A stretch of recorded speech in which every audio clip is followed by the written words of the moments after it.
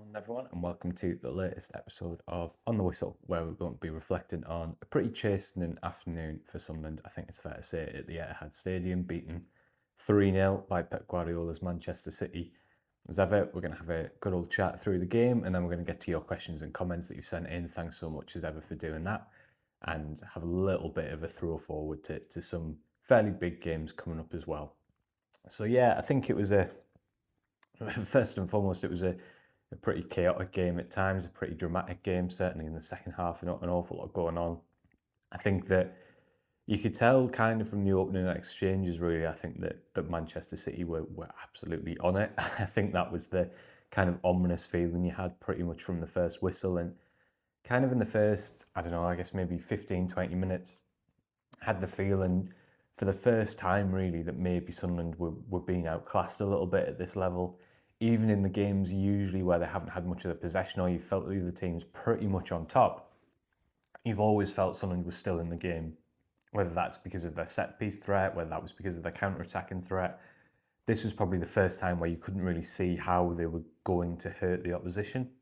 A strong start from Man City, and I think when you see Man City, and unfortunately for us, it's a good few years since we've been able to watch them because of where the club's been, but you know, you're always kind of reminded that a lot of the time when they're at the best, that is, their main strength is actually out of possession, really, rather than in possession in a lot of ways, because you know they would move the ball so well, but on the rare occasions where they lost it, you know, they just pressed the life out of Sunderland, really, and Sunderland just didn't really seem to have an out ball. So naturally, what Sunderland try and do is go forward a bit quicker, play forward quickly. And you've got two really imposing centre-halves in Diaz and Guardiola who were pretty dominant, and it just meant that Sunderland were completely pushed back. And all right, Robin Roos didn't have much to do in the way of saves, and Man City didn't create much in the way of big chances, but they were very much on top of the game, and had they been a little bit more precise with some of their crossing, I think they would have created a couple of really, really significant opportunities. I can remember Nunez having one that got to the byline and overhit it with players waiting in the box. There were a couple of little moments like that. So City were well on top. I think probably the frustration with the first half is that the two goals actually come at a point where I'm not for a second saying Sunderland were the better team or anything like that, but when you could just see that the way that they'd planned to play the game and the way that they'd planned to build out from the back was starting to work a little bit, not completely, but they were actually starting to get up the pitch a little bit, and they were starting to play through the press, and you could see that the game plan that they'd worked on and what they'd been trying to do, and it was bearing a little bit of fruit. So interesting that, you know, we're kind of seeing week to week really when Sunderland play with the five at the back, you know, there are little subtle tweaks that the Breeze is putting in place for each game, and I think that's the benefit of it having a really strong foundation, is it allows you to make little tweaks from sort of week to week. And on Wednesday night, we talked about the fact that Trey Hume was pushing up to essentially play as a right winger, which meant Lefebvre could go in field, and it was basically like 4-4-2, which the Breeze felt was the best way to go against Liverpool. Here, what was happening was Bertrand Traore was rolling into midfield, at times almost playing like a centre midfielder on the ball to give Sunderland's defenders an extra option, basically, to get out of the press. And then Nordi Mukiele was pushing really, really high, almost to become a right winger in possession. And there were 2 or 3 occasions where Sunderland got out through the press, and you felt that they were starting to get into the contest. Still felt Man City were very much the better side, but Sunderland was starting to get into the contest. And then, yeah, that's the Premier League, I guess, the quality of the opposition, especially these top teams. An outrageously good hit from Ruben Diaz. Does it go in if it doesn't take a nick off Dan Ballard? We'll never know. It's impossible to tell, really, but certainly that little deflection is what leaves Roos with absolutely no chance. I think you could be uber critical of someone, to be fair, and say that Isidore and Lefebvre on the edge of the box, you would like one of them to get closer. Having said that, you know, it's the reality is if you go away at the Etihad and the best openings they're getting is a centre-half shooting from 25 yards, you probably feel like you're doing quite well. So definitely little things that someone could do better, and they've been punished for being a little bit slow to getting out of the ball. But I think it's hard to be critical. It's just a great hit and a bit of bad fortune with a deflection. Again, the corner, that one will really sting for Sunderland because they're such a good side from set plays. They defend their box so well. So to go away from Man City and concede a goal from a corner, I think is something that will really hurt. Again, need to do a bit more really to try and stop Guardiola getting the run. But having said that, again, it's a great cross from Phil Foden, who was excellent all game. Really, really impressive, clearly back to his best. and it's a good header. It's a good leap and it's a good header. And again, I think like one of the positives that I'll take away from an otherwise disappointing game is that at that point, you haven't played particularly badly. You've conceded 2 fairly soft goals. It's easy in that situation again for a newly promoted team to fold, I think, and to go under, and Sunderland didn't. They managed the rest of the half relatively well to get in at 2-0. And then to their credit, they came out and gave it a real good go in the second half. And it was one of those where the second half, you can see why Sunderland played the way they did in the first half in terms of, generally speaking, defending quite deep, because once they started to be a bit more aggressive, once they started to get up the pitch to try and get back into the game, Man City looked like such a threat on the break. And this is the problem that you've got, is that if you try to be a bit more attacking, you're leaving space for Haaland, you're leaving space for Doku, and they become an unbelievable threat on the break, the speed of their movement. And yeah, Haaland began to become a bit more influential player in the game. Doku certainly became a bit more influential player in the game. And there was that 10-15 minute spell really where it could have gone either way. So Doku hits the post and then Ballard makes an absolutely tremendous block from Foden on the rebound. Isidore does really well to pounce on a mistake from Diaz, but then he goes for power on the shot. It's a good save from Donnarumma and makes himself really big. And I think it's one of those where, in my opinion, the replays really don't do the save justice, because I've watched it back in real time. That felt like a really, really impressive save because of how quickly he read the situation, closed down the angle, and how quickly he made himself big and read what Isidore was going to do. So I'm giving massive credit personally from being inside the ground to the goalkeeper for that, because it all happened so quickly. And I thought it was terrific goalkeeping, but Isidore for sure will feel he should have scored, obviously, from that distance. And then Xhaka has the half volley, which strikes the foot of the post, and that was a beautiful strike. That was only a half chance, really, given the angle, but Donnarumma was well beaten, so that was just a bad bit of luck.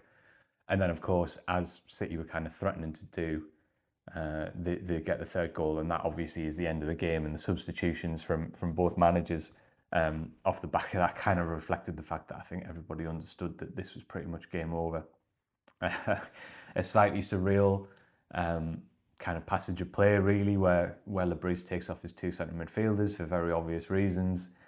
And I think it probably spoke volumes that, in some games, if Lebris this season had taken off Xhaka and Sadiki, that the reaction from the Sunderland fans would have been one of bemusement, and I dare say maybe even a little bit of anger. But on this occasion, it was pretty clear that the away end, who were so loud all game, absolutely magnificent support, didn't go unnoticed inside the stadium at all, were very content with that decision. And I think that kind of reflected the way this game had ended up going, and also the fact that everyone was pretty comfortable with that decision to take those players off so that they could avoid a suspension for the derby against Newcastle United.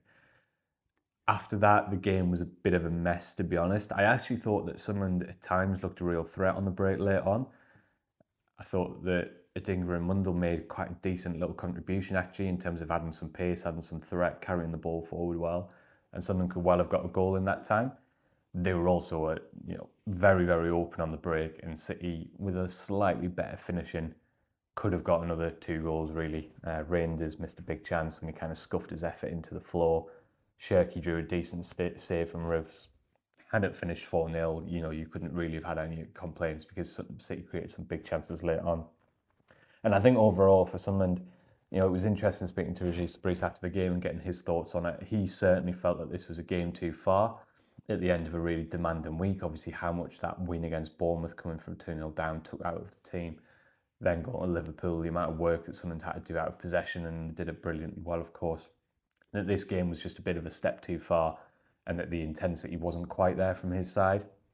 And I think that also, he did kind of say as well that having 2 midfielders, not at 100% intensity didn't really help. I think that's a really difficult situation going to a team like Man City, where your midfielders, maybe even subconsciously, might be slightly within themselves because of that suspension worry.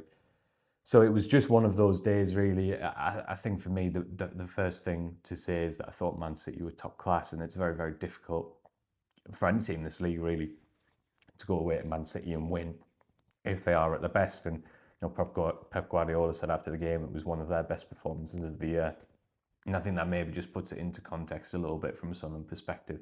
in terms of the balance that Man City have been searching for, especially without Rodri, and maybe haven't been able to find in terms of their in possession and their out of possession. They did that really well today, on Saturday, and I think that was a big factor in the game ultimately.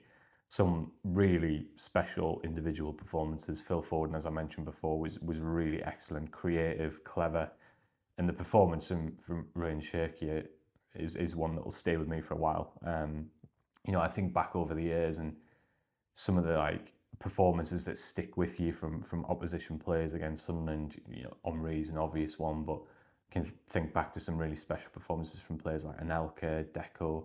There's a long list really. Fernando Torres certainly is one that I can still picture bursting through the middle of the stadium like pitch, what a talent he was at his best.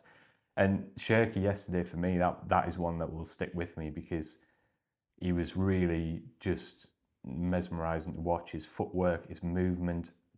Obviously, the Rabona cross will get the headlines, and that was truly outrageous, but consistently making good decisions on the ball.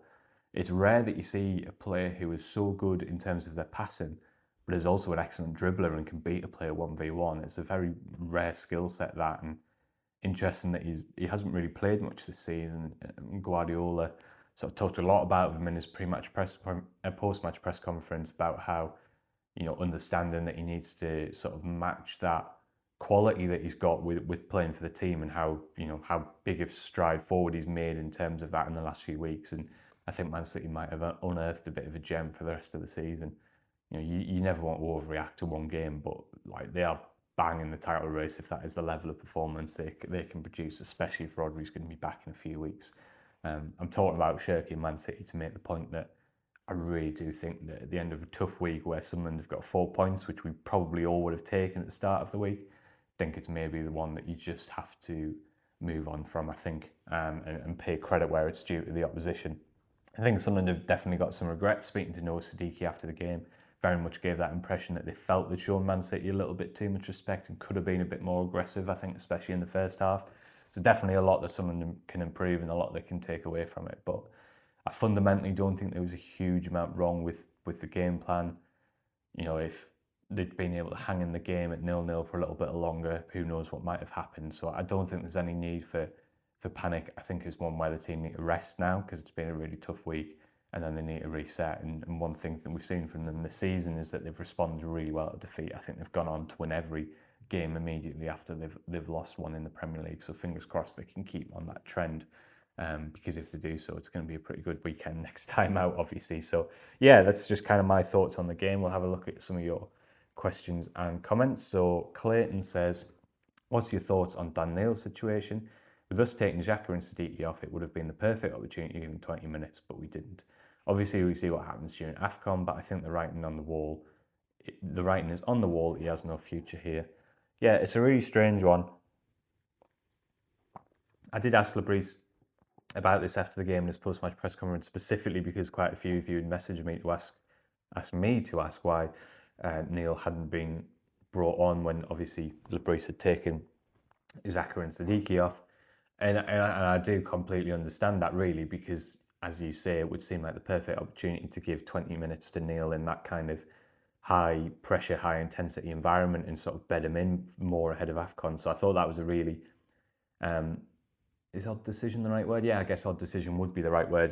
So I asked Lebris about it, and he said, we were still trying to get back into the game, and that he felt that bringing on two wingers, two more offensive players, as he described it, could provoke something in the game.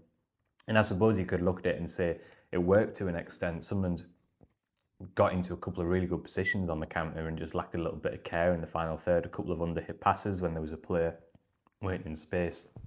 Mundell got into one decent shooting opportunity that he couldn't convert. So Lebris's response kind of was that he was still focused on trying the best way to try and get back into the game, and that he felt like the best way to do that was to bring two kind of strong kind of forward players on in Adingra and Mundell. I think Neil will be wondering when his opportunity is going to come. He's going to be wondering what more he has to do, really. I think it feels fairly ominous that, as Gertruida was the one that was pushed into midfield. Is that something that Lebris is planning to do during AFCON? It looks like it possibly is. I'm still not sure it's fundamentally changed anything, and that even if Lebris does turn to Gertruida in midfield during AFCON, I don't see how he's not going to use Neil, even if it's from the bench. If you look at the schedule, it's really, really hectic over the festive period. You can't expect the same two midfielders to play 90 minutes a week in, every single game during that schedule. There's obviously still the threat of Xhaka getting the suspension. So I just don't see a world in which Neil doesn't get an opportunity during the AFCON period, and then it'll be up to him to show he can play at that level, and maybe that will change things. In the long term, there's absolutely no two ways about it. It feels really ominous. He's not getting many opportunities. Players being pushed into midfield that aren't kind of traditionally midfielders. Still no resolution on the contract situation. Potentially someone going out to recruit further in the January transfer window. Obviously, there's those links that we've talked about with Matteo Guendouzi. If they come to something we don't know, we'll have to wait and see. But it certainly feels quite ominous that there may be another midfielder might be coming into the club. So it doesn't look great, to be quite honest, at the moment. But I don't think yesterday necessarily changed anything. I think even if he's in first choice, I just don't see how Neil doesn't get opportunities during AFCON, and we'll have to kind of wait and see what goes from there. But yeah, for sure, it did at the time feel a little bit significant, although Lebris's post-match comments were, that he was just purely thinking tactically and how he could try and get someone on the scoreboard and back into the game. So Chris says, sometimes you just have to hold your hands up and say the opposition was better. First time we've been outclassed this season. Crucial now that we forget this and we get the personnel, tactics and formations right back at the SOL next week. Ian says, first time it's felt like the opposition's quality was too much for us. Don't think we did too much wrong outside of a few mistakes. 09's red and a lack of typical aggression. With Xhaka, don't see it getting us down, to be honest. No, I think the Sunderland players will be really disappointed, but I think they'll be really fired up to come back and put it right next weekend. Don't have any major concerns about the kind of long-term impact of this game. I think it's just one of those that's going to happen to you over the course of the season at this level, especially as a newly promoted team. 09's red was a real disappointing one, really, because obviously it's unnecessary. I mean, there's no malice in the tackle, and he's not sort of. He's just trying to get to an underhit pass. It's really that simple, but it's a very, very harsh lesson about the speed of the players at the Premier League and how much quicker the game moves and the intensity. And it's one that it's a real setback for 09 because it's going to mean he misses Brighton and Leeds, which obviously would have been two occasions where he would have been in the squad and quite close to the action because of AFCON. So it's a really big setback for him, and it's going to push him further down the queue when he does come back from suspension. But yeah, it's just one of those. It's a really, really harsh lesson that he'll have to learn from. What you would say is that every time 09's had a setback in his Sunderland career so far, he's learned from it and come back. So probably not one to overreact to. But yeah, it's a harsh lesson in terms of what the pace is like at this level. So we have a couple of questions here. One from Ian, who says, ahead of the derby next week, do you think we stick with a 5?